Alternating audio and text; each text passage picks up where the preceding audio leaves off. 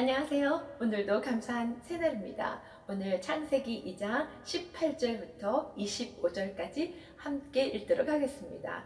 우리가 창세기 2장 처음에 보니까요, 하나님께서 첫째 날부터 셋째 날까지 혼돈과 공허의 그 공간에 기초와 틀을 만드시고 그 안에 넷째 날부터 여섯 날까지 그 공간 안에 터 위에 세우는 모든 것들을 채우시는 그런 창조를 하셨고요. 일곱째 날에는 우리 인간에게, 사랑하는 인간에게 안식을 주기 위해서 일을 하셨던 것을 우리가 확인했습니다. 그리고 그 안식을 날을 복되다고 하시고 거룩하게 하셨다고 하셨습니다. 우리가 또 그 복되다는 그 말의 의미가 무엇인지 우리가 다시 살펴보면서 우리가 생각하는 어떤 여러 가지 이 세상의 것들이 아니라 하나님께 찬양과 경배하는 그것이 첫째로는 복된 일이라는 것, 그것을 우리가 확인했습니다. 그래서 또 그 이후에 에덴 동산을 하나님께서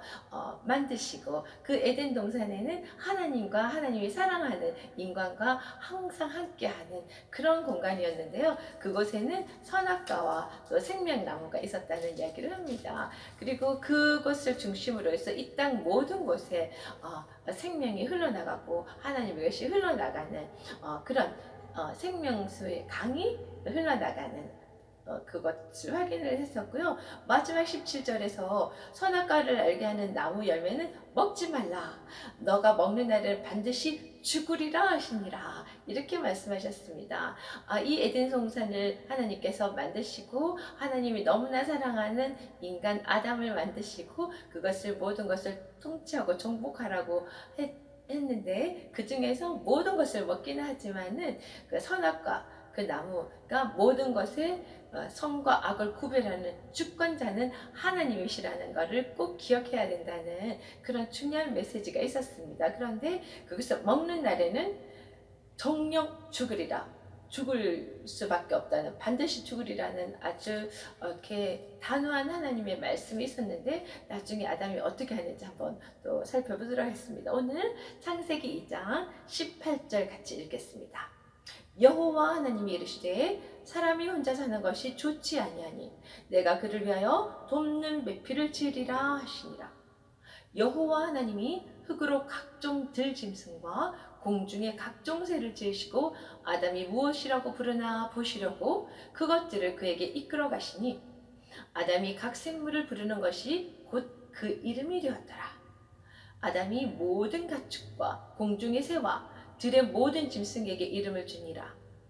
아담이 돕는 배필이 없으므로 여호와 하나님이 아담을 깊이 잠들게 하시니 잠들매 그가 그 갈빗대의 하나를 취하고 살로 대신 채우시고 여호와 하나님이 아담에게서 취하신 그 갈빗대로 여자를 만드시고 그를 아담에게로 이끌어 오시니 아담이 이르되 이는 내 뼈 중에 뼈요 살 중에 살이라.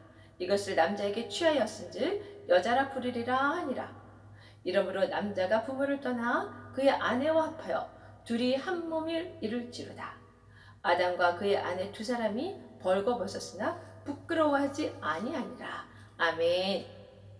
네, 우리 처음 18절에 시작할 때 여호와 하나님이라고 시작한 거 의미를 아셨잖아요. 우리가 그냥 하나님 할 때보다 여호와 하나님 하면 우리와 아주 친밀한 그런 하나님의 관계의 어떤 의미를 담고 있는데요. 하나님께서 이르시되 여호와 하나님께서 사람이 혼자 사는 것이 좋지 않으니 내가 그를 위하여 돕는 배필을 지으리라 고 말씀하셨습니다. 여기서 그는 아담이죠. 첫사람 아담. 하나님께서 흙으로 만드시고 그 코에 생기를 부어넣어서 생명을 만든 또 이 첫사람 아담은 하나님께서 삼위일체 하나님의 형상을 닮아서 하나님의 어떤 여러 모습을 그대로 불어넣어서 담게 만든 그런 존재인데요. 돕는 배필을 지리라 하시는 말씀이 만들고 보니까 이거 좀 뭔가 필요한 것 같아, 부족한 것 같아. 그래서 이런 말씀을 하시는 것이 아니라 처음부터 하나님은 이런 계획을 다 가지고 계시고 그 계획에 따라서 이렇게 실행을 하시는 것을 우리가 기억해야 할 것 같습니다. 그러면서 19절에 보니까요, 돕는 비필이 필요하다고 이렇게 말씀하시고 갑자기 각종 뭐 짐승, 새들에게 이름을 짓는 아담의 그 모습을 보여주십니다. 여기 어떻게 해놨냐면요, 이 이제 새들과 짐승에게 그 아담을 데리고 가서 이끌어 가시니, 네, 그렇게 해서 각 생물의 이름을 짓게 하시는 거죠. 이런 걸 보면서 하나님께서 인격체이시기 때문에 아담에게도 어떤 로봇처럼 무조건 강요해서 하는 것이 아니라 그런 환경 속에 아담을 이제 또 인도하시고 그곳에서 아담이 생각해서 하나하나 또 이름을 지을 수 있는, 생각하기도 하고 뭔가 할 수 있는 하나님의 환경을 열어주시는 걸 보면서 참 하나님은 정말 우리에게 인격적으로 대해주시고 진정으로 우리를 사랑하는 존재로 생각하고 계시구나 한 번 더 깨달았습니다. 그러면서 이 아담이 이제 모든 가축과 뭐 공중의 새들에게 이름을 지어주게 되는데요. 이름을 지어준다 하면 그 각 존재들에 대한 아주 중요한 특성들이나 많은 것들을 다 꿰뚫고 아는 그 상황에서 이름을 지어주게 되는 걸 우리가 알잖아요. 그런데 여기서 우리가 볼 것이 처음에 18절에 시작할 때 돕는 배필을 지으리라 하셔놓고 갑자기 이름 짓는 장면이 나오고 그 다음에 다시 지금 이름 짓고 나니까 다시 이 말이 나옵니다. 아담이 돕는 배필이 없으므로 이 말이 다시 나오네요. 그래서 아마 이 이름을 짓는 동물들에게 이름을 주는 상황 속에서 배필이 없다는 그 내용하고 연결되는 고리가 있는 것 같아요. 그래서 그것을 찾아보니까 동물 이름을 지을 때 보니까 다 짝이 있는 거예요, 동물들이. 그래서 나는 왜 짝이 없지? 나도 짝이 필요하구나 하는 스스로 어떤 깨달음을 갖게 기회를 주신 것 같고요.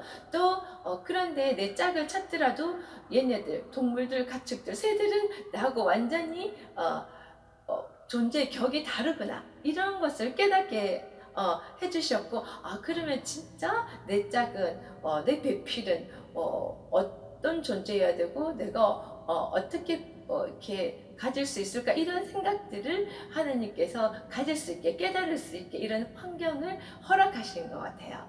그리고 난 뒤에 21절에 보면은 여호와 하나님이 아담을 깊이 잠들게 하십니다.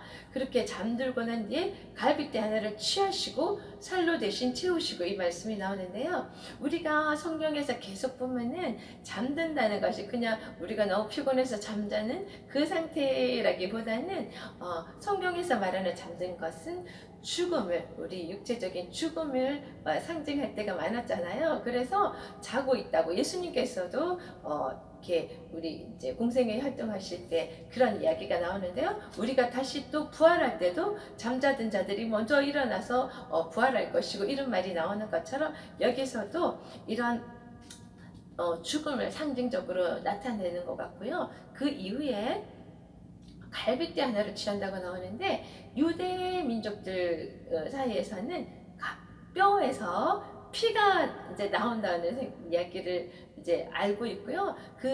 그렇게 생각하고 있고, 그 피랑 우리가 성경 전체를 통해서 알 수 있는 것처럼 생명을 의미하는 건 거잖아요. 그래서 이 남자 아담이 죽음으로 인해서 그 속에서 새로운 생명을 탄생하는, 그래서 사실은 성경 모든 것을 통해서 보면 겉으로 보여지는 이 모든 상황들을 통해서 하나님의 그 크고 깊은 뜻과 의도를 하나씩 우리가 깨달아가는 게 굉장히 중요한 것 같아요. 생명은 그대로 저절로 이렇게 생기는 것이 아니라 한 생명을 통해서, 그 생명의 희생을 통해서 이렇게 또 다른 배필, 이렇게 아담의 여자 하와가 이렇게 탄생하게 되는 거네요. 그래서 22절에 보면 여호와 하나님이 그렇게 갈빗대로, 아담에게 취한 갈빗대로 여자를 만들었는데요. 그 다음에 그 여자를 또 아담에게로 이끌어 오시네요. 이끌어 오시고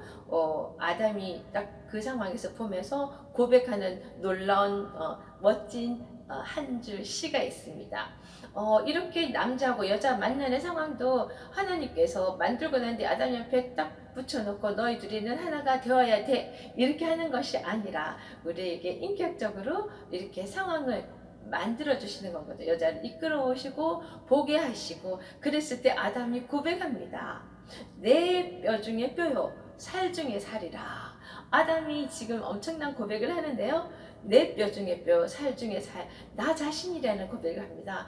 딱 보니 나와 똑같은 존재구나. 나만큼 나의 모든 것이구나. 그만큼 소중하고 나하고 똑같은 어떤 에고, 그리고 완전한 존재는 둘이지만 하나인 것을 느끼는 그런 놀라운 고백을 합니다. 내 뼈 중에 뼈요 살 중에 살. 그런데 24절에 보면요, 이러므로 남자가 부모를 떠나 그의 아내와 합하여 둘이 한 몸을 이룰지다. 우리 결혼식장에 가면 주례하시는 분들이 이 말씀을 굉장히 많이 하잖아요. 그 부모를 떠나서 아내와 합하여 이제는 둘이 아니라 한 몸이 된다는 거. 이 내용이 사실 에베소서 5장 30절에서 32절부터 쭉 교회를 설명할 때 똑같은 말이 나옵니다. 여러분이 이따가 확인해 보시면 좋은데요. 교회와 지금 이 가정, 아내와 남편이 만난 이 모든 과정이 또 하나님, 예수님과 우리가 신랑 되고 신부되는 모든 과정을 이해하고 설명하기 위해서 하나님께서 이 땅에 허락하신 모든 상황이라는 것을 우리가 또 연결해서 생각할 수 있어야 될 것 같습니다.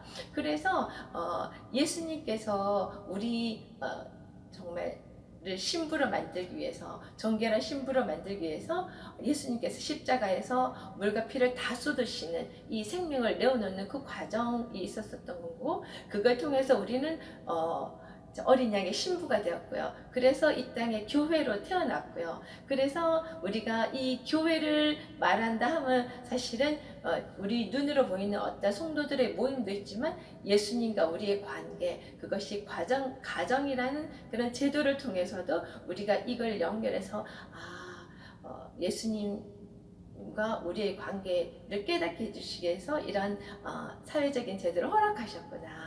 그래서 남편은 가정 안에서 예수님과 같은 역할을 또 경험하고, 또 아내는 또 여기에 성도들, 어린 양의 신부된 우리의 성도들의 모습을 또 이렇게 생각을 하면 좋을 것 같습니다. 그래서 결국은 남편들은 이 가정을 위해서, 아내를 위해서 목숨을 바치고 죽기까지 사랑하는 그런 것을 이제 체험하고 실행해야 되는 그런 과정이 있고, 또 여자들은 그런 남편을 하늘같이 받들고 순종하는 그런 모습들. 그렇지만 이것이 어떤 상하의 주종의 관계가 아니라 서로 돕는 배필이라고 그랬잖아요. 그리고 하나라고 했잖아요. 같은 선상 안에서 서로 하나가 되기 위한 어떤 그런 모든 것들을 위해서 필요한 거라는 거 우리가 기억하면서, 우리가 또 25절을 보면서 하나 또 깨달아야 되는 게, 보니까 아담과 그의 아내 두 사람이 벌거벗었으나 부끄러워하지 아니하니라, 이런 이야기가 나옵니다.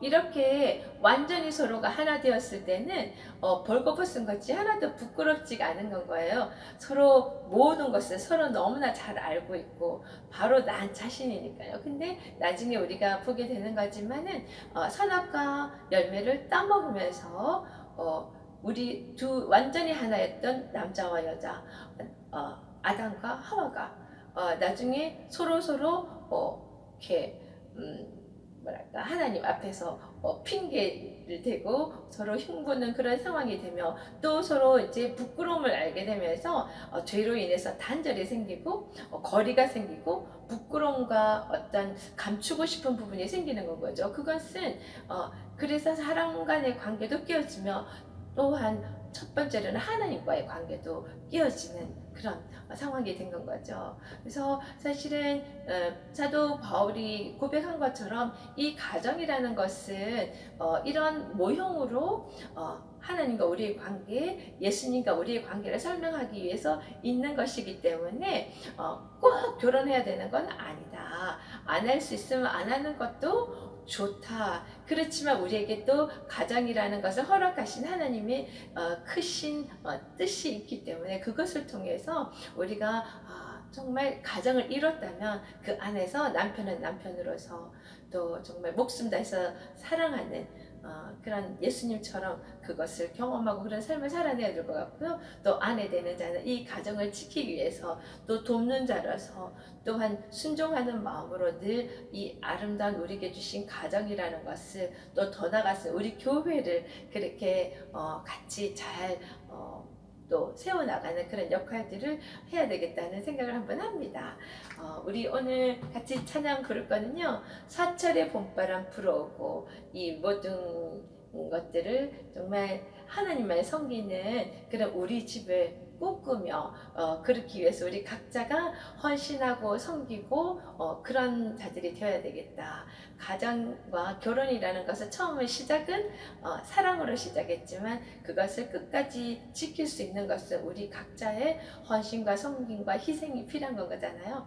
그런 것들 생각하면서 그러나 그런 모든 것에 제일 머리 대신 하나님을 우리가 기억하며 하나님을 모신 그 가정은 늘 그렇게 우리가 꿈꾸고 하나님께서 원하시는 그런 가정을 이룰 수 있다는 거, 그 가정을 통해서 진정한 우리 정말 하나님과의 사랑의 관계를 완전히 이해하고 회복하는 우리들이 되었으면 좋겠다는 마음으로 이 찬양 같이 하나님께 올려드리겠습니다.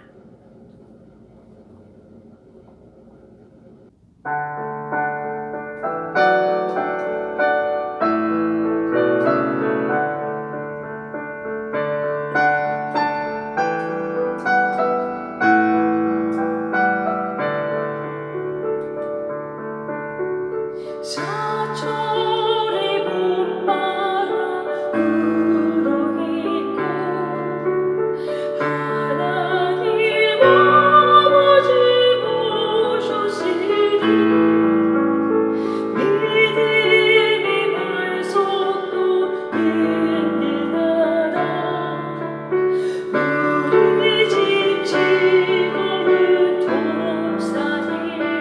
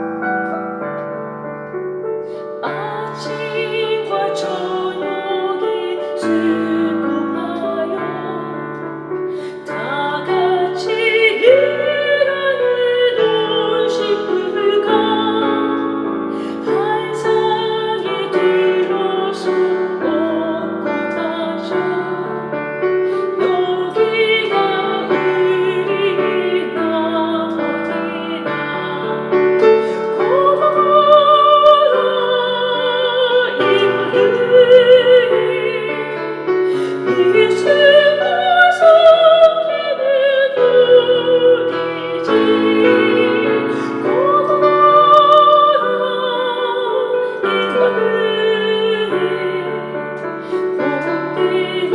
즐거운 하루하루 복되고 즐거운 하루하루. 아멘. 마지막에 가사가 복되고 즐거운 하루하루라고 하네요. 우리가 모든 것이 사랑이 베이스가 되지 않으면 이 모든 것들이 정말 부담스럽고 힘들고 그만하고 싶은 걸 텐데요. 그럼에도 불구하고 끝까지 우리가 우리 가정을 위해서 헌신하고 섬기고 희생할 수 있는 것은 그 베이스가 사랑이라고 생각합니다. 하나님께서 우리를 너무나 사랑하셨기 때문에 하나님을 떠나서 주인 되어 있는 삶을 살려고 했던 우리를 끝까지 이런 모든 상황을 통해서 하나님의 사랑을 깨닫게 하시고, 그래서 우리 스스로 무릎 꿇고 하나님 앞에 정말 찬양과 경배를 드리는 자로 세워주심을 너무너무 감사하고요. 오늘도 그 모든 것들을 깊이 깨닫고 하나님께 더욱더 기쁨의 삶을 살아내는 우리들이 다 되었으면 좋겠습니다. 여러분을 늘 응원합니다. 오늘도 승리하세요. 파이팅!